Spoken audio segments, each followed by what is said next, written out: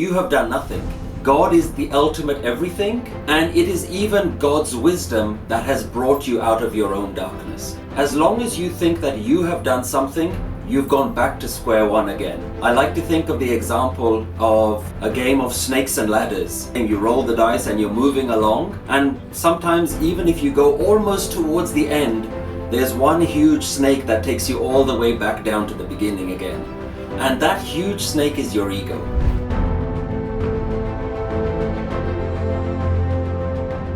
The challenge, Satpal, is not to think of ourselves being the Atma, but seeing everybody being the Atma. Because like the Guru wisdom teaches us, if we see every individual as Atma, then we see them as Paramatman. We can see God in all, we can serve God in all, we can love God in all.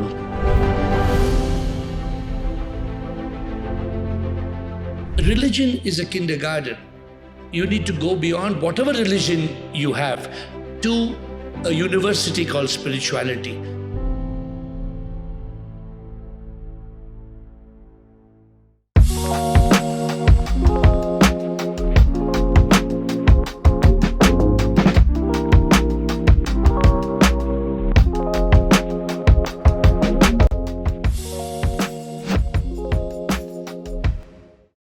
Greetings, my dear friends, and namaskar to Satpal Singh, the very, very loving, awakened spiritual leader.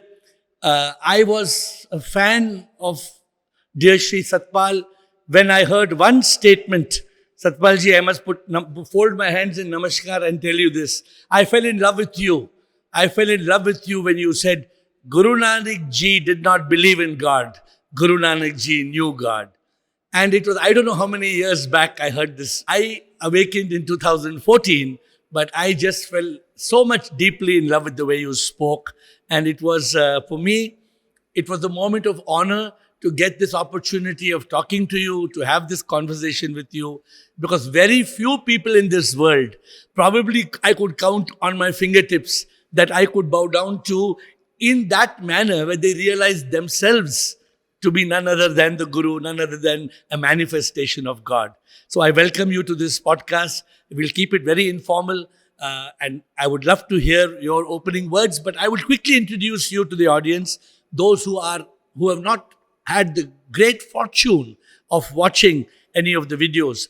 Satpal Singh, as he's called, was a lecturer in Gurmat spiritual philosophy. That, I believe, was his humble beginning. He has become a master, in my words, a master in non-duality. He is an expert in mindfulness practices. Right in 2012, he founded Nanak Naam. It started as a YouTube channel, now a registered charity in the UK. But he is an amazing person. And I don't have words. Sometimes I fall short. If you look at many of my podcasts, you won't find me struggling. I have so many podcasts to find the right words. Such an amazing person. Satpal, with folded hands, I greet you. I welcome you to this conversation. A few words from you and then we will roll. Thank you so much for welcoming me. That's far too kind, all the words that you used for me. I don't see myself as a spiritual master or a guide or a guru in any way, but anything that I have learned, if the world can benefit from that, then what more can we ask for? So thank you for having me on here, and thank you for all the work that you do as well to help awaken people and enlighten people as well. So it's a real pleasure to be here. No, it's so good. You know something, I would like to start by saying this, that sometimes it is not for you or me to say we are a guru. We are not a guru. It's very humble on your part. I'm humbled when you say that, and we must be humble. A guru, according to me, is only when a disciple can move from go to ro. If somebody could hear you, Satpal, and if your voice can take that person from darkness to light, from go to ro, you automatically become a guru. You don't need to raise your hand. Some people pride themselves of being Mahaguru and this guru and that guru. You and me know very well. We are nothing. That is why I am so privileged to have this conversation with you. Because only when we know Neti Neti, we become Tat Twam Asi. Unless we realize we are nothing, we cannot become that everything that we truly are. And so Thank you so today much. I am excited. I am happy we both are on the same page. But let us start. Today I want to learn from you many things that you believe in. I would like to cover some questions on God and also the Mool Mantra, in which you are an expert. Let it flow in the way you like. Would you like to address, because as I said, my favorite word was Guru Nanak ji never believed in God. Guru Nanak ji knew God, which knew God in the sense it's beyond knowing. He realized God. He could feel God's presence. For him, God was omnipresent. God was everywhere. I understand it after my awakening. I was ignorant for 48 years. And then I awakened. I opened my eyes to realize the truth. So whichever way you would like, I'd like to touch the topic of the Mool Mantra and of God. And it's a conversation, so we will interact with each other. Thank you so much. I just want to pick up on the point that you made about the Guru and how enlightening somebody else, taking them from darkness to light, makes you the Guru, makes you the person who brings that forward. Let me share with you what Guru Gobind Singh Ji defines as the Guru. He actually does the same message as Guru Nanak Dev Ji. So for those who are not familiar, Guru Gobind Singh Ji is the 10th master in Guru Nanak's tradition. In the tradition of the Sikhs, the foundation came from Guru Nanak Dev Ji, and then he passed it on from one to another to another. But interestingly, all the Gurus never referred to themselves as the master. And this is going back to what you mentioned about the Mool Mantra. Guru Nanak Dev Ji's focus has always been to focus the attention on oneness, on the ultimate divine. Guru Gobind Singh Ji does the same thing, and he says something very beautiful about the definition of Guru. He says, Ad Ant Eke Avtara, Soi Guru Samjio Hamara. That one divine being that has been there since the beginning of time, Ad Ant Eke Avtara, that being that has become one, that is the ultimate oneness of all time, Soi Guru Samjio Hamara. Understand that that is the ultimate Guru. So the oneness itself is the thing that we are aiming towards, but the oneness itself is the one that is pulling us back towards it. So the oneness is the Guru. I like to think of it that if 100 people read a book and they talk about that book, they are not the master of that. The wisdom contained within that book itself is the master. So that's why I go back to the point that even Guru Nanak Dev Ji doesn't refer to himself as the Guru. He refers to the ultimate wisdom as the Guru. The wisdom is the thing that we must all strive towards. So I think that's what he's doing even in the Mool Mantra. He starts with this beautiful word, Ik Onkar, that there is only oneness. The entire thing that you see around you is not multiple things. There is only one divine entity everywhere, and you yourself are a part of that divine entity. And so that is the opening statement of Guru Nanak Dev Ji. That is his opening statement towards realization and spirituality. So beautiful. And isn't that exactly what the Upanishads also talk of when they say Neti Neti Tat Twam Asi? In fact, it goes on to the Mahavakyas. It says, I am Atman Brahma, Prajnanam Brahma. And then it says, Aham Brahmasmi. But Satpal, the problem as we talk to people, the moment people say, Aham Brahmasmi, so the translation is, I am God. And then the ego starts to misunderstand the statement. When, for us to understand Aham Brahmasmi, which is Ek Onkar, I believe it doesn't mean, it's not very different in essence, unless we understand Neti Neti. I am not this body. This body will die. Satpal, as a name, Satpal will come and Satpal will go. But you, the divine being, when I look into your eyes, the life force, what is the power inside you, is that power of that wisdom which you talked about. What people just say, omnipresent, omnipotent, omniscient. We use these terms, but to understand it in reality is profound, right? And so therefore, I would like to understand a little bit more of the Mool Mantra as we go along. The word Ek Omkar itself is so profound, but people can't digest it. Because there is the ego that separates you and me for the world. And that's why today there is a war in Russia and Ukraine and Gaza. It is, if we all realize we are part of that Ek Omkar, if only we realize that we are all the oneness, what we refer to as non-duality, but knowledge of that oneness is not realization. You may speak to hundreds of people, you may explain it so simply for them to understand. So what stops people from understanding the truth or realizing the truth of Ek Omkar?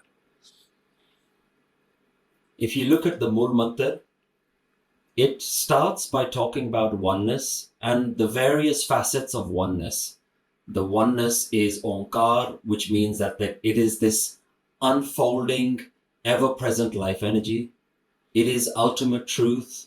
It is the one that is doing everything. It is the reason that you're alive. It is the life force within you. It's all of these things. But the end of the Mool Mantra is something very interesting. And to answer your question, why do people struggle to know this oneness? It says, Gur Prasad. That without the blessing of this wisdom, without the oneness blessing you, if it's not in your destiny to even know this, you can try whatever you want. It will not happen for you. What I love about this teaching is that, as you mentioned, this very important concept of ego, you cannot know God without understanding your ego. But there is always room for ego when you think that I have become enlightened. I have gone on a journey. I have learned so much wisdom. I have awakened. So as long as you put the energy towards you, the focus on you, that you yourself have achieved something, there's still the ego left. And as long as you say, I have become one with God, you haven't destroyed your ego totally. So Guru Nanak Dev Ji addresses this problem by saying, you have done nothing. God is the ultimate everything. And it is even God's wisdom that has brought you out of your own darkness. So as long as you think that you have done something, you've gone back to square one again. I like to think of the example of a game of snakes and ladders. When we were children, we used to play this game. You roll the dice and you're moving along. And sometimes even if you go almost towards the end, there's one huge snake that takes you all the way back down to the beginning again. And that huge snake is your ego. And so almost like a game of snakes and ladders, you always have to be aware that yes, you may climb further and further, but there's always going to be things that can bring you back. And that's your ego, your desires, your greed, your self-importance, your frustrations and anger. All these things, they bring you back down again. So the Guru's solution to that is surrender everything. Neti Neti should also be this. Nothing is me. This is not me. I have not to become enlightened. God is enlightened. If I'm seeking my enlightenment, then I still want to keep a little bit of my ego behind. So the Guru is saying, ultimate enlightenment is get rid of your desire for enlightenment, your desire for everything. Make yourself completely unimportant. Put all of your attention on that divine. Once you begin to do that, that's where your life becomes a devotion, a bhakti towards that divine. It is not about you. It's not about your enlightenment. It is all about that oneness. Put 100% of your attention on that divine oneness. So beautiful, very, very beautiful. Satpal, I completely agree with you. And I'm going to ask you two questions from what you spoke just now. People would be confused a little bit in the word Gur Prasad. Now, are we talking of the Prasad as Kripa, of what people understand as Prabhu or Bhagwan? Or are we talking about the Guru, who we surrender to as a living manifestation of the divine? So I want you to quickly clarify this when you talk of Guru Prasad, or is it both? Is it, because in my learning, we need both the guidance of the living master and the grace of that Ek Omkar, the one who is omnipresent, who is nameless and formless. So can you clarify this point? And I have another point on the ego. The beautiful thing about learning this tradition from the lens of oneness means that you catch yourself whenever you make distinctions. So in order for someone to be a guru, the only way that they can be a guru is there is 0% of their ego left. Then oneness is both non-manifest and manifest. The person that you are calling a guru, if they really are an enlightened master, then they are God. There is no distinction between them and God. So it is not that you need God and you need a guru, because then you've created duality again. Okay. God is the guru, guru is God. And once you see it in that way, you start to catch yourself from making these distinctions. Non-duality is a beautiful tradition where you always have to catch yourself. So beautifully, so only when somebody explains it like this, then it reflects their awareness of non-duality. Because sometimes, words can play, just a few words can trick you. But quickly, Guru Prasad, can you just give me a few words on Guru Prasad? So going back to your question, is it God's grace or is it the Guru's grace? Prasad means that it is the ultimate grace that you have been allowed to know this wisdom. Okay.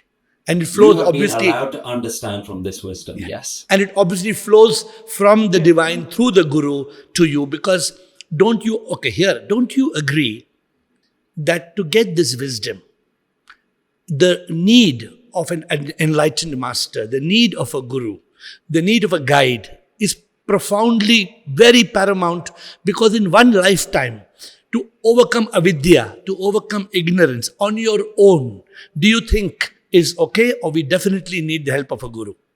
You definitely need the help of as many gurus as you can expose yourself to. Okay. Because you will find that in different phases of your life, your understanding will change. Yeah. But as long as you don't attach yourself to one individual, so that all of your hopes and desires are on that one individual. There's a beautiful phrase and teaching from Guru, which is Pullan andar sabko, apul Guru kartar. Everybody can make mistakes, but the word Guru kartar comes here. The Guru God can never make a mistake. So let us not focus on any individual. Let us recognize that individuals and people can have the ability to misguide you and guide you at the same time, which is why I'm bringing the attention that as much as it's important to have people in our life that can explain it to us using everyday examples, day-to-day analogies that make sense in our life, that can take that ancient wisdom and put it into modern terminology, ultimately we must not attach ourselves to any one individual, because we're trying to rise above everything. Let us not get stuck at any layer. This wisdom is teaching you all the time, don't get attached to the world, don't get attached to your family, don't get attached to your body. In the same way, don't get attached to just one individual, that is the only savior. Understand that individual is also a temporary being, that you have to attach yourself to that which is ultimate, that universal divine force, that universal timeless wisdom, which is how I define the word guru. The timeless wisdom is the guru. Now, if that wisdom is coming through one individual, that's good. Sometimes you will learn a lot from that individual, and then other times you'll say, actually, I feel like I want to now explore this on my own. That doesn't mean you've abandoned the guru. The guru is always with you. That wisdom is always with you. Whichever method it comes out is great. So let me ask you a personal question. Being a Sikh, you obviously have got the blessings of the 10 Gurus Parampara, the teachings of the Guru Granth Sahib and things like that. And you also follow the Guru Granth Sahib as probably like the essential teaching. Did you ever have a life master, one life guru in your life, or you never had one person as a life guru in your life? I would say that I've had many people as mentors in my life who have helped me to understand it. But not one guru. Within the Sikh tradition, we actually look at the Granth, the wisdom, as guru. Okay, so beautiful. Guru Granth Sahib, the way the tradition is set up, that as I mentioned before, Guru Nanak Dev Ji was the first in the line of 10 gurus. When Guru Gobind Singh Ji, when it was his time, when he realized that his time on earth was coming up, the Sikhs actually asked him, Guruji, who is going to be our next guru? And he says, all of this wisdom is now contained within this one Granth. Beautiful. And that wisdom itself becomes your Guru. Guru Let Granth me Sahib is the Guru.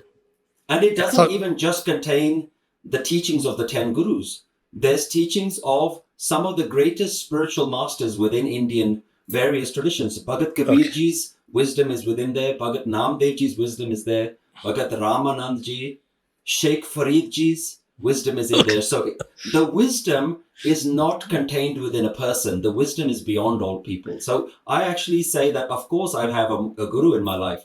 The wisdom of Guru Granth Sahib Ji is my guru. But let me provoke you further. So now, Please. for example, when there are some people who are talking of the Bhagavad Gita, or there are some people who are trying to talk of the Bible, we find so many different interpretations and translations and expressions from different religious leaders. So do you find this problem in the Guru Granth Sahib, that people can misunderstand a shloka or this, or is it absolutely clear? Of course, the wisdom is profound, the wisdom is perfect, but when we read it, we're reading it through the lens of our own mind, our own ego, and our own understandings. So obviously there is room for us to make mistakes. Okay. We can make a mistake in our interpretation. It doesn't mean that the wisdom is wrong. Yeah. There is a beautiful teaching that says, Ved katev kaho mat chuthe, chutha jo na bichare. Don't call the various spiritual scripts wrong. Don't call these scriptures wrong. The person who doesn't contemplate on their meaning is wrong. The person who really doesn't know how to understand them. And this is where it really helps to have other people around you who have understood this wisdom better than you. One of the things I say that, if you wanted to start a new business, they always say, go and find a business mentor. Somebody who's already started a business before you. If you want to learn a new instrument, go and find a mentor or a teacher. Yeah. If you want to take up a new sport, go and find somebody who's going to coach you. So you do need somebody who's going to be able to show you in the right direction, that says you're reading this wrong, or you might want to interpret this way or that way, to show you a different lens of looking at things. So this is where it is really important to have the company of other enlightened people around you, people who know a little bit more than you, that can help you with your misunderstandings. And that's why it's important, though you started with the humility that you don't call yourself a guru, when there are many people who consider you to be a guru, may not be the guru as in the 10 gurus that have come there, but when they say you're a guru, at least you interpret the Guru Granth Sahib in the right manner, and therefore, I'm very clear, you become their guru. But let's move on. I want to share with you one small hitch we had in our conversation and take your thoughts on it. When I started writing, I wrote a small quote. I said, I started with nothing. I became something. I achieved everything, only to realize I am nothing. So finally, I realized, so people are very confused how, when you just said, because people are going to listen to our conversation, and if you say you should not even seek enlightenment because the I comes into picture. So what is the submission I make to them is that we start off with a false ego. We start off with the ego that says, I want to be enlightened. I know, I have learned, But then the false ego becomes the enlightened ego. When the enlightened ego is referring to this existence, you can't, even an enlightened man needs to say, give me a glass of water. Because you have to identify yourself. You can't say give Satpal a glass of water. No, you have to say, give me a glass of water.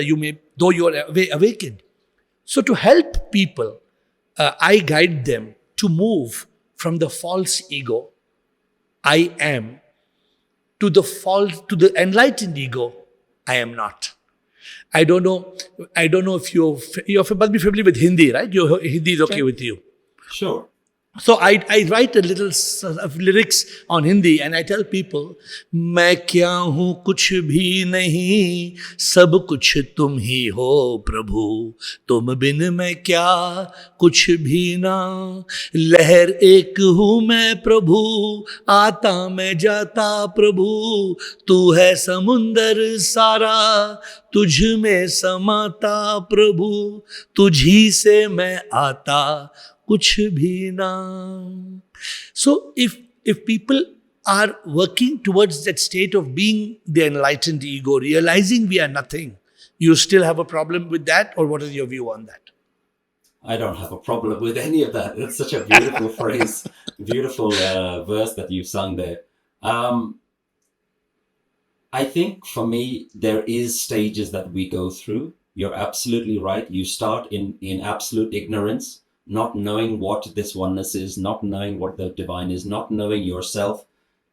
And through that understanding, you begin to realize, as you so beautifully put in that verse, that I am just a wave and you are the ultimate ocean. Absolutely. And so once you begin to realize your relationship with that life force, then you can realize that you are a temporary version of this ultimate thing. The wave just comes up for a few seconds and then it's gone again. That's like our entire life. And you can either be a wave in ignorance and have no understanding of the ocean, or you can have an awareness that I'm actually part of a much bigger thing called life, much bigger thing called oneness, God. The wave begins to realize that it is the ocean. And in the end, whether you're realized or whether you're not realized, the wave has to go back into the ocean itself. Whether you accept it or not. Just because a blind man says that there is no Taj Mahal, it does not really mean there is no Taj Mahal. So we have to accept that. So how do you view so many religions in this world, and the problem between many religions pushing their followers to only follow their religion? I don't know in Sikhism how it is, but I believe that in my books, I happen to write several books. So in my learning, religion is a kindergarten. You need to go beyond whatever religion you have to a university called spirituality. But probably Sikhism, you may say, is just like a university. It's not a religion. But how much do you feel Sikhism being a religion, and how several religions are stopping us from God realization? Because if you start to believe, my God is Krishna, my God is Rama, my God is Shiva, if you start giving names to gods, then I have parents who are 84 years old, and to them, I have built a very big, huge statue of Lord Shiva in Bangalore when I was a Shiv Bhakt from 8 to 48. And my parents are very, very devout followers of Shiva. And the challenge for me, how will you realize that God is that omnipresent, omnipotent power if you limit yourself to the God of a religion? So let me hand over to you. That's a question that you've asked, which is an age-old question. And it has been a problem with humankind for, if not centuries, then thousands of years, that everyone has misinterpreted what the master was trying to teach. I genuinely believe that the spiritual masters of all traditions came to give a similar message, whether it was Buddha, whether it was Christ, whether it was Guru Nanak. But what happens is, over time, people naturally create these little tribes, and they want to somehow feel special because they belong to that tribe. And the way that they do that is they alienate and they put down all the other tribes. And yet that was not what the master was trying to teach. From my understanding of studying Sikhism, as you call it, or the tradition, is Guru Nanak Dev Ji made a very serious attempt to try and overcome this problem. And he genuinely tries to create a tradition that is almost a tradition that is for all of mankind. And the way that he does that is he doesn't limit you to become a follower of one group. Guru Nanak Dev Ji famously traveled around the world not trying to convert people to follow him, but trying to get people to focus their attention back on the divine. And so whether Guru Nanak Dev Ji went to Tibet and he was trying to have conversations with the Buddhists, he wasn't trying to convert them into Sikhism. He was trying to teach them the ultimate wisdom that the Lord Buddha was teaching. When he goes to Jagannath Puri, he's trying to teach them the divine wisdom there. When he goes to Mecca, he's trying to teach them the divine wisdom there. So he is trying to make a Hindu, if you identify with yourself as a Hindu, he's trying to make you the best Hindu you can be. If you're a Muslim, he's trying to make you the best Muslim you can be. And ultimately, that is to rise above some of these limitations that we put on ourselves, rise above some of these little small ego-based groups that we create and saying, this is not who you really are. Ultimately, you're part of something which is a universal ocean, an ocean that is for everyone. The one divine wisdom teaches us that it is just oneness everywhere. The same sun is shining in France, the same sun is shining in Sri Lanka, the same sun is shining in China or Australia. It is one sun, but many different people and different nationalities are enjoying the benefits of that sun. So if you recognize and put your attention higher above than these little small groups that you're a part of, if you constantly raise your attention to look at that ultimate oneness, look up, look at that oneness, then you will see that actually we're all the same. And this is what Guru Nanak Dev Ji made a very serious attempt by even including the teachings of other masters in the Granth and saying, look, this is truly a wisdom for all mankind. It really doesn't make a difference which path you take to climb to the summit. If you think about a mountain, we're all taking different paths, but we reach the top at the same summit. So that is really what spirituality has to do. And if any religion teaches you to look down on other religions, then it is not a religion. It is not a truth. It is not real spirituality. I like to say that religion binds you down and spirituality sets you free. Absolutely. Beautiful. So beautiful. That's why, like in a game of pole vault, when you're running with the rod to jump over the pole vault, religion is like that pole. But if you don't drop it, then you can't jump over. I have been also following the teachings of Guru Nanak, and I always thought that it's so profound because he talks of oneness and things like that. But I don't know whether you will take it personally, then how Sikhism has become another religion. Or for example, the Buddha said, don't have idol worship. Somewhere he spoke that there should be no idol worship. When I went to a Buddhist temple in Singapore, I found in every room of the temple 108 idols of every bodhisattva. So it's mind-boggling. I mean, the master teaches something, but it's like that man teaching the child, where is the moon? And the mind is looking up and pointing to the moon. And the child draws in the class tomorrow the finger as a picture of the moon. The teacher asks, what's the moon? The child draws the finger as the moon, when the finger was just pointing towards the moon.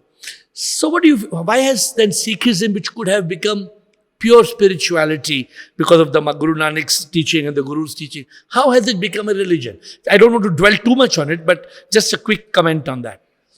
I think it's natural over hundreds of years that communities who have a similar interest are all aligned with one way of thinking. Eventually they begin to organize themselves. And so this is something that happens over time, is that when you all have a communal way of looking at life, eventually you start to create systems, processes, a common language, a common dress, because ultimately what I find with all human beings is humans are very tribal animals. If you look in nature, there are some animals that are solitary animals, like a polar bear, for example. It never lives in a community. Every polar bear goes and just hunts by itself, sleeps by itself, lives its day out by itself. Even when they mate, they go their separate ways afterwards. Wow. So there are certain animals that are very solitary animals. But there are other animals that like to live in groups. I like to think that the human, just from our evolution, has evolved to be a very social animal. So it's very natural for us to always try and create communities. And once you create communities, then you create systems. But underlying that, the Sikh philosophy has constantly tried to remind us that yes, you might be a group of people, but you must never discriminate against anyone. In fact, how can you discriminate against anyone when your own teaching is telling you that everything is being done by God? God has created the Sikhs. God has created the Hindus. God has created the Muslims. God has created the Christians. And in fact, it is God who is infused in all of these different people, in all of these different cultures. So I think it's very natural over the time that communities create some sort of grouping together. So you've said it so beautifully. I think you've said one of the most beautiful thing, because even the Bible tells you, Luke 17, that the kingdom of God is within you. In Corinthians 4:16, the Bible tells you that God lives in the temple of your heart. Now, obviously, the leaders who were in reality spiritual leaders have become religious gods because the followers have done this. And I think that if we are not careful, isms will be created, and these isms take us away from God. When the moment you start creating these groups, then what are we doing by creating these groups? We are creating duality. The simple thing that you teach a small child is taught. Somebody asks them, Mama, Papa, where is God? God, Bhagwan udhar hai. Bhagwan asman mein hai. So, so in the poetry, I tell people, I say, इंसान मैं नहीं सच में भगवान हूँ, दिखता जो मैं वो नहीं आत्मा मैं हूँ, अनुभूति हो गई एहसास हो गया नेति नेति तत्त्वमसि. The challenge, Satpal, is not to think of ourselves being the Atma, but seeing everybody being the Atma. Because if, like the Guru's wisdom, the wisdom teaches us, if we see every individual as Atma, then we see them as Paramatman. We can see God in all, we can serve God in all, we can love God in all. Otherwise, if you want to love God, for example, you love your beloved. You have your wife, you have your girlfriend, whomever you have, you love your beloved. But that love is only from skin to skin. That love is never...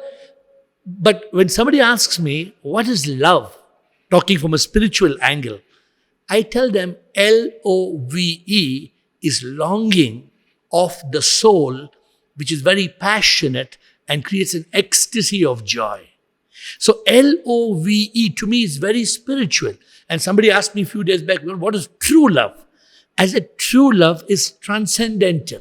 It is not this worldly love. It is a rainbow. It's a rainbow of 7 colors. We love our parents, we love our friends. There's intellectual love, there's emotional love. But this world only knows red love. Red is only one color of the rainbow. It is physical, erotic love. But unfortunately, the world is lost. And therefore, people like you, when you speak about these things, simple things like happiness, love, all these are our essential nature. We can be happy, we can love, but why is it so rare in the world? Why is true love missing? Why is a simple thing? Why are people unhappy? I mean, I don't know whether you would like to comment on this, but don't you find so many people are unhappy? What is the cause of unhappiness in your view? You know, it's so interesting that certainly within the Indian spiritual traditions, there's been such a big focus on dukh, on suffering. Because if you'll notice, our day begins and ends with suffering. I like to think that when you wake up in the morning, you don't wake up happy. You start immediately thinking about all the jobs that you have to do, all the things that haven't been done yet.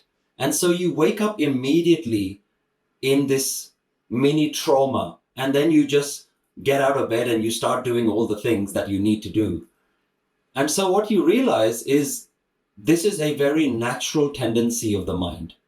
The human is a very unique animal that it actually has so many thoughts. It has the ability to plan ahead. It has the ability to think about the future. And in doing so, it starts worrying about all of these things that haven't been done yet, that things that haven't been achieved yet. And the human actually has the ability to think about all the problems that have come before. The past is also something that the human mind is just able to think about. So what do? You notice that you can't even sit down for 5 minutes without your mind either going in the future and thinking about new problems, new things that haven't been achieved, or it starts thinking about all the things that have already happened to you. So your mind constantly going to past and future is what I have understood to be the problems that you've created within your mind. And Absolutely. the spiritual masters are teaching you that your past is always going to be there. The future, there's always going to be new problems for you to worry about. But if you, for a moment, bring your attention to what is actually true right now, that's where you begin to find that mental stability. That's where you find that peace, that right now, I'm okay. And if you can just allow yourself a moment to not go down this habit that the mind has created, because it's a habit. It's something that's happening unconsciously. You don't actually know that you're doing it. You're not even aware that your mind is just gone in 10 different directions. And so if you can learn to just catch your mind from going somewhere and bring it back here, which is what meditation is all about, bring your mind back, then all of a sudden you realize that I don't need to create love. I don't need to create bliss. My underneath, under all of my problems is love.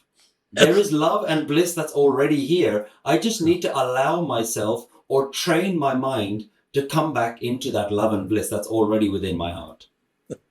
So beautiful, but it's very amusing. I'm going to amuse you a little bit now. I tell people, Sure. is it even possible for you to go to a yesterday that is gone or a tomorrow not yet born? I'll give you $1 million.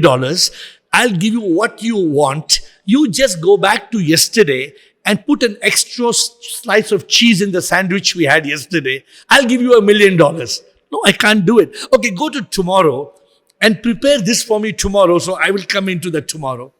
So Satpal, the very funny thing, in reality, nobody can go to yesterday and nobody can go to tomorrow. Nobody can go even 1 minute. If you and me have been speaking for 30 minutes, if we want to change what we have spoken in the last 30 minutes, it's impossible. But then, who is this rascal? Who is this rascal that's going to yesterday and tomorrow, creating misery and sorrow? It is the mind. And when in the interesting conversations, after I woke up to the truth 10 years back, I shut down my business. I just do this because I love to do. I write songs, I write books, I give talks, just like you. I mean, my life is, we both have similar lives. So I tell people, okay, I ask them, so who's going to the past and the future? They say, instantly the answer, the mind. I say, yes, the mind creates fear, worry, stress, anxiety, regret, shame, and guilt. I at least list 7 miseries the mind creates. So I tell them, okay, so let me give you a price. You know how the brain looks. You've seen a picture of the brain. And you know the color of the heart. You've seen scans and MRIs and the kidneys. I tell them, pause for a moment and draw for me. I give them a sheet of paper. Draw the mind. How does the mind look? What is the shape of the mind? What is the color of... And they get perplexed. They get perplexed because there is no mind. They've never seen the mind. The mind appears to exist. But if you want to capture the mind, like you said beautifully, if you meditate, if you go into the state of silence, then there is no mind. The moment you still the mind, you kill the mind. The mind doesn't exist. But the next moment when you get out of your meditation, like you said, you wake up in the morning, it bangs you. So, does the Guru Granth Sahib, or do you talk a lot about this mind and the tech? What is your view? Because in reality, in in our beliefs, we call it Sat Chit Anand. I don't know whether you're familiar with the term. So, if there's man, the man creates man, mithya, dukha. The mind creates mithya, the illusion, and dukha. But for man, if you go from man to chit, you go from mind to consciousness, then dukkha becomes sukha. The Sat Chit creates ananda. So this is something I would like to ask you. Do you think if we are able to still the mind and move to that state of consciousness, that state, people call it different names, samadhi, whatever you call, I don't know what you refer to, you just meditation. Can we easily overcome misery?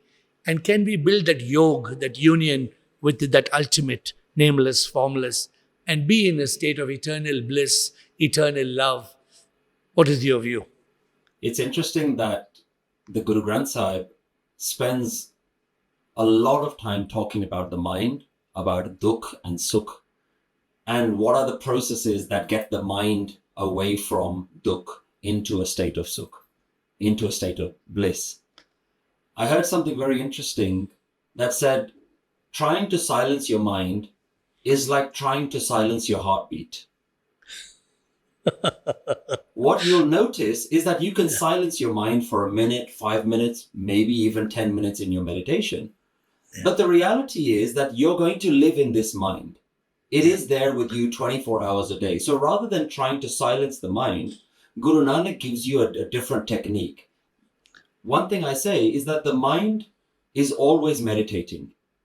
24 hours a day, the mind is meditating. But what you're meditating on is me, myself, my problems, my issues, my responsibilities. That's what the mind is doing all day. So I think Guru Nanak Dev Ji recognizes that the mind is constantly babbling and talking. So the Guru says, if your mind is going to do that all day, let me give you a phrase that takes you away from your ego and into oneness understanding. Because if your mind is constantly waking up and saying, I need to do this, I need to do that, what about this? I can't believe he said that to me. This person owes me money. I'm already late. I have to hand my assignment in. That's what the mind is doing all the time. Guru Nanak says, I understand that your mind is doing that. I understand your mind is never going to be silenced. Just take that word me, and replace it with tu hi. And so he gives you a new word, a phrase, whatever word that works for you, that takes your attention away from me and my problems and brings your attention that everything is you. Everything is oneness. Even this body right now, there may be problems that I want to solve with this body is yours. Even this moment right now, there may be things that need to happen. I surrender this moment to you. My children, they're not my children, they're your children. My circumstances are not my circumstances, they're your circumstances. So Guru Nanak Dev Ji creates a new mind, a refined mind, a mind that isn't constantly saying the mantra of ego all the time, but he's saying the mantra of the divine. So Guru says Naam is your key to go about your daily life, but actually have an enlightened, refined mind. So you can go about your day-to-day job. You can do all your things, all your duties, all your responsibilities. You don't have to abandon your life. You don't have to go and live in the mountains in the Himalayas. You don't have to go and live in a cave and reject the world. Be in the world, but recognize the world as a way of interacting with God. So now, as you go about your day-to-day, where you used to look at everything as a problem, now you're seeing everything as God. Every customer that comes into your shop is God. Every product that you're selling is God. Every conversation that you're having is God talking to God.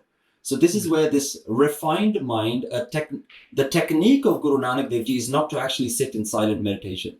He said, how long can you do that for?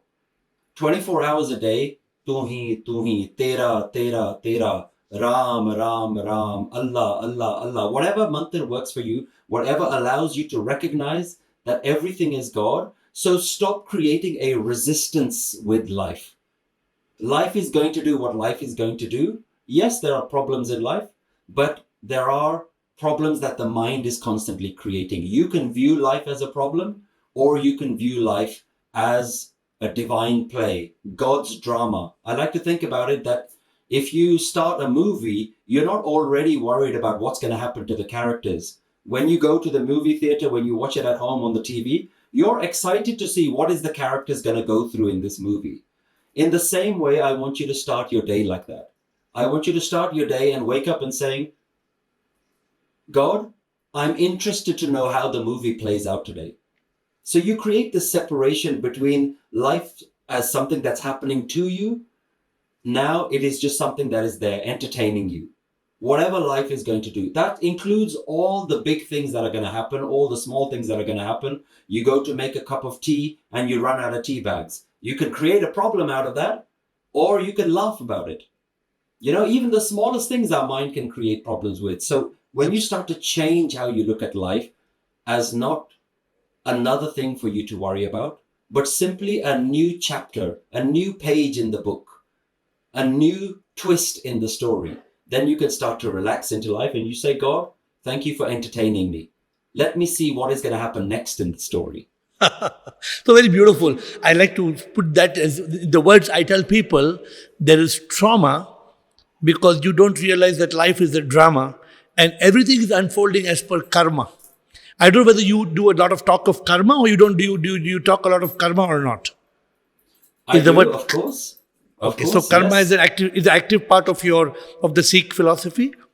Absolutely. The word karma is very interestingly and how it's used within the Sikh philosophy. The word karma is to talk about the repercussions of your actions. But the word karam is also used as God's grace. So interestingly, Guru Nanak Dev Ji combines your actions as God's grace. And what Guruji is doing, again, going back to that oneness, not creating a duality, because what Guru is trying to teach us is your actions are God's actions. Your karma and your consequences are God's consequences. Again, this is this very refined way of not making life about you. Guru Nanak's reason for talking in the Mool Mantra, starting with oneness, ik Onkar, is saying life is not about you. That is the ultimate way to destroy the ego. Guru Nanak is constantly trying to remind you, this is not about you. Even your karma is God's karma.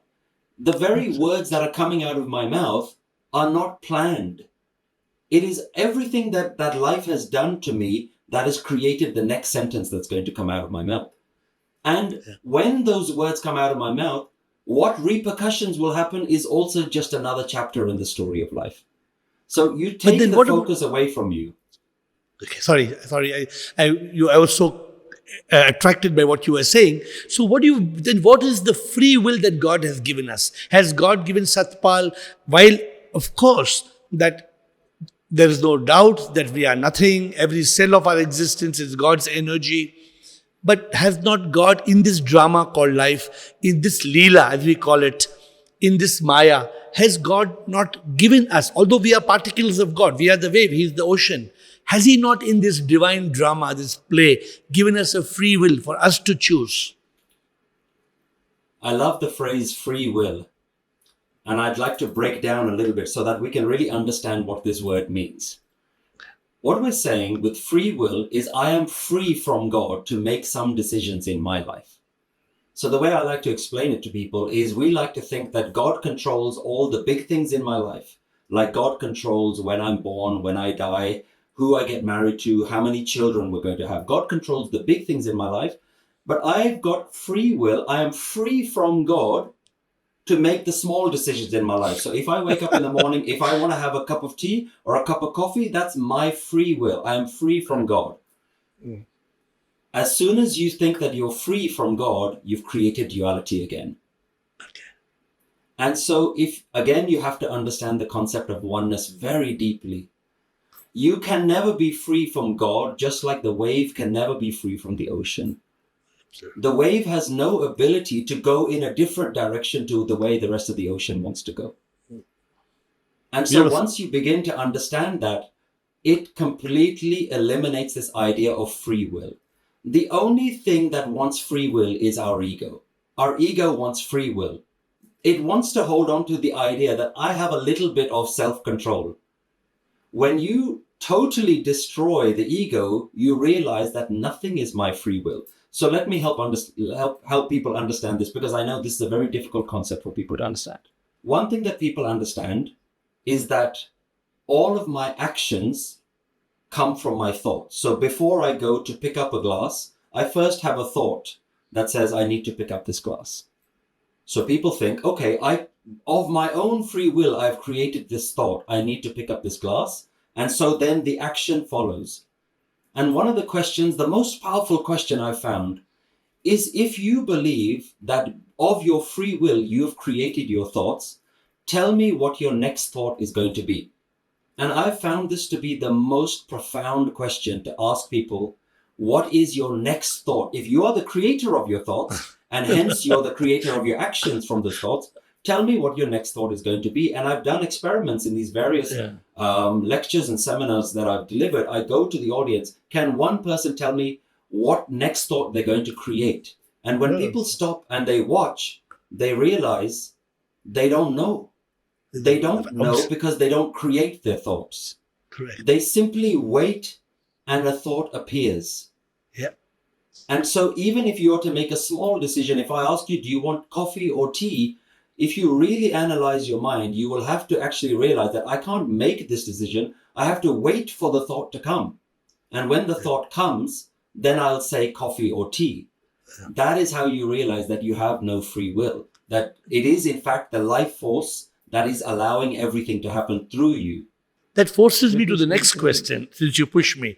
Therefore then, if there's so much automated or so much complete control from that universal power, then what is this concept of punarjanam, rebirth, liberation and unification, mukti, moksha? Do you talk of this aspect as well?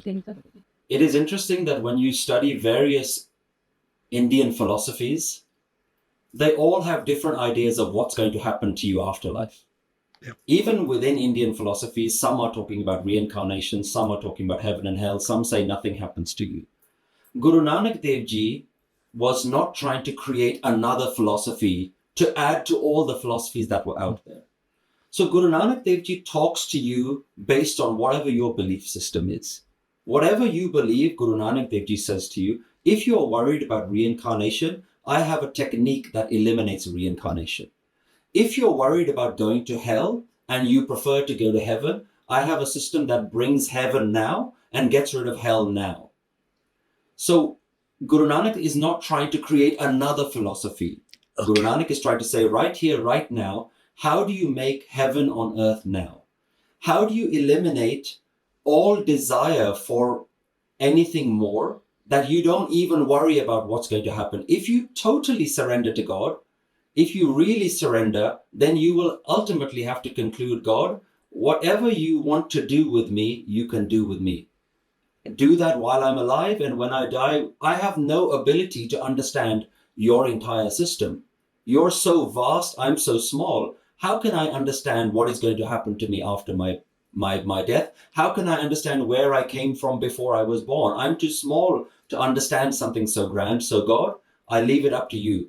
I'm not responsible for why I'm here. You created me. You allowed me to be here. And God, wherever you want to take me tomorrow, you can take me there. So again, it's about totally removing any shred of self-importance.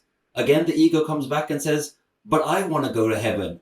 But I want to get free from reincarnation. I want to become mukt. And it's back to that ego again, that I want something. Guru Nanak's technique is totally, every time you try to say something, Guru Nanak will wipe the ego again and say, no, you've mistaken yourself again. Okay, so just for my understanding, therefore, in the Guru Granth Sahib, there's no specific life and afterlife. It doesn't talk of a specific thing, is what you say. It mentions all the different theories. Correct. Okay. It mentions all the different theories, but it says the focus of your life is here and now. Connect with God now, and whatever will happen, whatever you think is going to happen afterwards, that's, you don't need to worry about that. Beautiful. So before the time runs out, you and me can talk for hours, you know that. But before time runs out, let me ask you to help people understand in your own way. If somebody wants to understand who is God, where is God, what is God, How would you explain this to them? I would have to go back to how Guru Nanak Dev Ji asks and answers this question. We talked about the Mool Mantra. Within the Guru Granth Sahib Ji, the Mool Mantra is the first verse, the very first thing that appears in the Guru Granth Sahib Ji. And immediately after that, there's a question that comes up. And the question says, Kiv sachiara hoye, kiv kude tutte pa. How do I find the ultimate truth and how do I destroy all falsehood? And Guru Nanak Dev Ji's solution to that is very unique. He says, Hukam razai chalana. Guru Nanak Dev Ji says, if you want to find the ultimate truth, align yourself with the divine command. Now that might sound a little bit cryptic, so let me break that down a little bit. He says, everything that is happening in this moment, everything that has happened in the past and everything that will happen is the command of God. God is commanding everything, the seasons, whether it's going to be sunny or whether it's going to rain today, whether it's going to be hot or whether it's going to be cold. Every single thing is God's command. And so if you want to find the ultimate truth, see if you can be okay with whatever God wants to do. So Guru Nanak Dev Ji's technique of enlightenment is actually aligning yourself with reality. Are you okay with whatever is happening in this moment? Can you create a mind that is so at peace with life that whatever life wants to do, you recognize it as the hand of God? God is doing every single thing right now. So no matter what happens next, you recognize that it's something that divine God is doing. And so if you want to know life, Guru Nanak is saying, know this moment. What is true right now? Are you okay with life right now? Forget about God and forget about these big things. Can you be okay with life at this moment? That if the bulb goes, your mind doesn't automatically start getting frustrated. Why is the light gone? Why is this happening? Why is the technology not working around me? Can you be okay with every moment of life? Once you start to become okay with every moment of life, you will be connected to God, because God is in this very moment. God is in you and God is in every single person that's around you. And so if you want to know what God is, simply learn to recognize everything as God. This moment is God, all the things that are happening in God, all the things that have happened as God. And so you will create such a sense of stillness and peace within you, because there is no desire for you to dictate what is going to happen next. You say, who am I to say what will happen next? God, I leave it all to you. It's total surrender. Surrender of your mind, surrender of your ideas that you think you know what life should be like. If you surrender the idea that you want to dictate what life is going to be like, and you simply allow yourself to become a witness of life, and you surrender to whatever life wants to do, Guru Nanak says that is how you will know God, because God is happening right now. You don't have to go anywhere. God is right in front of you. God is happening in this moment, but you're too busy trying to find God somewhere else, and you're missing the fact that God is happening right now. And did he teach any method for people to find God everywhere, experience God everywhere, realize God everywhere? Did he teach, was it a simple method or was it complicated? And his simple method was this understanding that we just talked about. Give it a name. Naam. He says Naam. If you can make your mind constantly remember the name of God, which is any name. Yeah. For me, you mentioned Sat Chit Anand. That is such a beautiful wisdom that I've actually begun to use that as a mantra for me. So at any moment in my life, Sat Chit Anand, constant conscious contentment. And that brings me back to this understanding. If your mind is going to get frustrated, bring any word that allows you to remember this universal flow of life. And so going back to the analogy, we talked about the wave and the ocean. Any word that makes the wave remember the ocean will work. So that is Guru Nanak's technique. Use a name and keep repeating that name. Because if you don't, then your mind will start repeating your own mantra. Your mind will start repeating the mantra of your ego. So to overcome that of me, myself, I'm important, I know what's going to happen next, I want to do this, I want to do that, just make it every moment is God and make your mind constantly repeat the name of God. as you're going about your day-to-day work. It's not something that you have to sit down and do. As you're walking, as you're breathing, with every breath, say God's name. And that you may begin to recognize this is God, this is God, this is God. That is Guru Nanak's technique. Very beautiful. So there is no realization of God. For example, when we sing, we say, Prabhu Pana, yahi maqsad hai, marne se pehle, Prabhu ko pana hai, sab kuch mila agar, Prabhu na mila to, samsar mila fir bhi, kuch na hum paate. So in Guru Nanak's words, is there Prabhu Pana, self-realization or God-realization, which people talk in terms of nirvana, moksha, salvation. So is there a term and is there something like that? Though you already clarified, I thought there's nothing you said, but I'm once again wanting to be sure there's nothing like that in Guru Granth Sahib. There absolutely is. The only difference is you're not going to find God after you die. If you don't find God now in this moment, you won't find God when you die. Beautiful. So to attain God is to attain God in this moment. What is that called? Is that a term? We can call it any name that we want, but Guru Nanak calls it hukum, accepting the will of God. Okay. Accepting the will of God in this moment is, in fact, he goes as far as saying, accepting the will of God is the name of God. And that is God realization. That is God realization, that God is everything. God is oneness, God is you, God is me, God is this moment, God is everything. What more God realization do we want? What more are we looking for? If we see God in every moment and in everything, then is there some other realization that's beyond that? No, beautiful. What you say is very profound. So I'm trying to understand it in both our terms so the audience can understand it clearly. So two things. I'm just separating this into two things. One, I call it acceptance. Why acceptance? Whatever has happened up to this moment, I accept it as your divine will, your hukum, your, what we say, kabul, whatever you have, that is one word. And living in this moment. And then the second aspect is surrender. Surrender to whatever will be. The famous song, Kesara, Sara, whatever will be, will be. So I surrender to the divine will because the divine is in control. And the divine is everywhere. The divine is everything. So there is only the divine, and this whole Leela, this drama is the divine. What has happened is the divine will. What is going to happen is the divine will. What is happening in this moment is the divine will. And being in this divine consciousness of the divine presence everywhere is life. Have I captured it the way you would like to say? Oh, you want to correct me? You've beautifully articulated the idea of oneness and hukum. And as soon as you remember that, you're in God's name. You're remembering God's name. Even if you can't put a word to it, you're in God consciousness.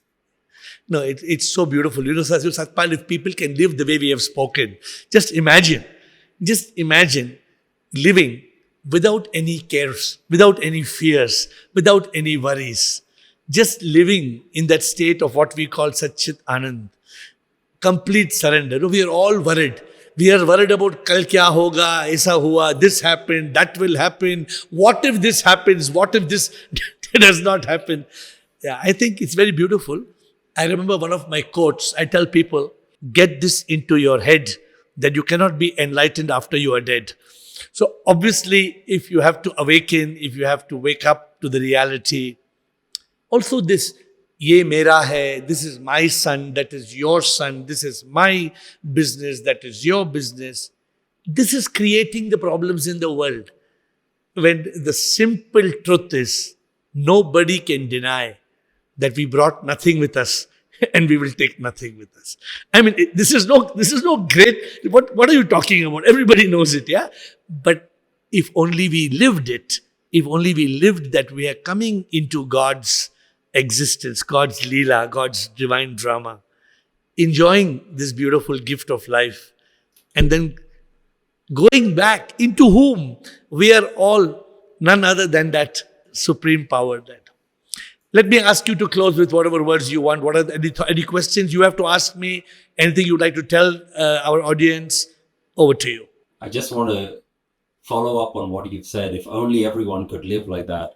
One of the things why I know I'm not a teacher, going back to the beginning of how we started this conversation, why I know I'm not a guru, is I've stopped worrying about if only people could live like this. I'm actually worrying if only I could live like this. And what I love about doing the work that I do is that actually the biggest student of everything that I'm saying is me. I'm actually speaking to myself more than I'm speaking to anyone else, because I know every day I myself struggle with actually living up to the standards that this wisdom is trying to teach us. So my mind comes back in, the ego comes back in, the worries come back in every day. So for me, I always say that I'm also another student of this wisdom, which is what the word Sikh really means. We're all students of this higher wisdom, and we can all learn something, and we can share this with each other. And we're living in such difficult times right now where there's so many difficult things that we're viewing happening around the world. And if we can just focus on ourselves, bring ourselves into a state of peace, into a space where we can feel that universal love for everyone else, you can't change the whole world, but change begins with yourself. So if you want to know world peace, it starts with inner peace. Once we know that inner peace, one by one, we can begin to start creating a world that is more blissful and more peaceful as well. Very, very beautiful. I think you've said it very beautifully. No doubt we are all students. There is no... In school, they taught us a lie. They taught us a lie that practice makes a man perfect. But nobody is perfect. This is a lie we have been taught in school. And we remain a fool sometimes because of what we were taught in school. The only one perfect is that one, that who has empowered us to breathe from the first moment to the last moment. But I must say that a person like you, who has awakened to many truths of life, and your humility wants to say that you're not a teacher, but you will deprive so many people if you deny yourself to be. We are not superior, Satpal. I am not saying that we are any superior to anybody. But if we are to live as a divine instrument, if the divine has chosen any of us to be able to make it simpler for those who find it difficult to understand, with all humility, I think, without any ego or pride, because we know we are nothing. It's ignorance to believe that we are superior. I'd like to close. Since we spoke so much on ego, I'd like to close with a small poetry, with your permission. It says, कहानी दो पुतलों की एक हाथी एक घोड़ा, कहानी दो पुतलों की एक हाथी एक घोड़ा, मिट्टी के दोनों बने पर लड़ाई कौन बड़ा. A story of a 6-inch elephant and a 12-inch horse, both made of mud. मिट्टी के दोनों बने पर लड़ाई कौन बड़ा, हाथी कहे मैं बड़ा, घोड़ा कहे मैं बड़ा, हाथी कहे मैं बड़ा, घोड़ा कहे मैं बड़ा, पानी में डाला मिट्टी है दोनों, फर्क नहीं थोड़ा. Beautiful. So we are all that mitti, that mitti.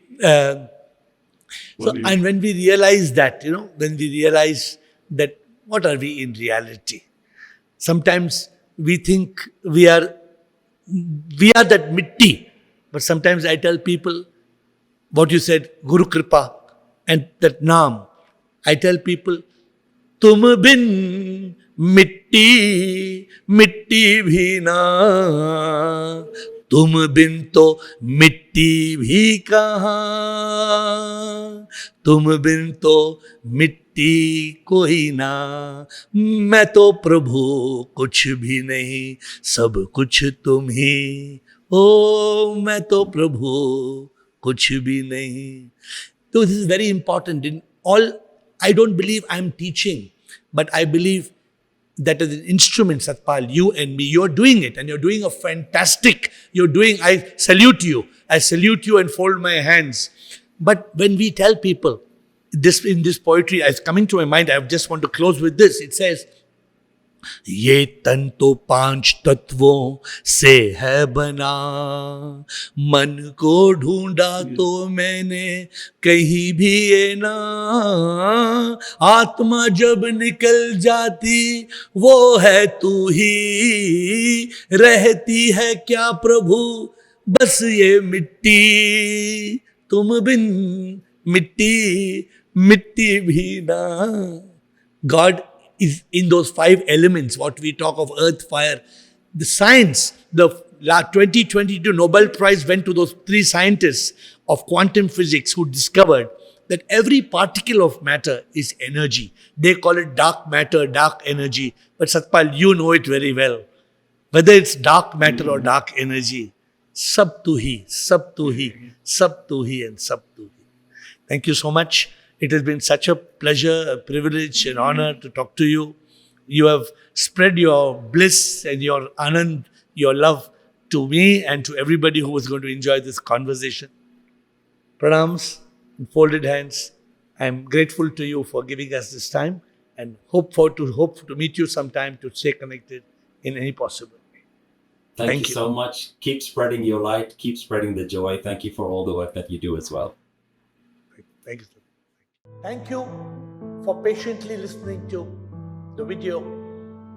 And if you have questions, if you want to contact me, just WhatsApp me on 98451 55555. WhatsApp India 919845155555. But if you want to get answers to your questions, then come on Zoom, and the Zoom ID is on your screen. Every day at 8, you will find answers to all the difficult questions of life. See you there.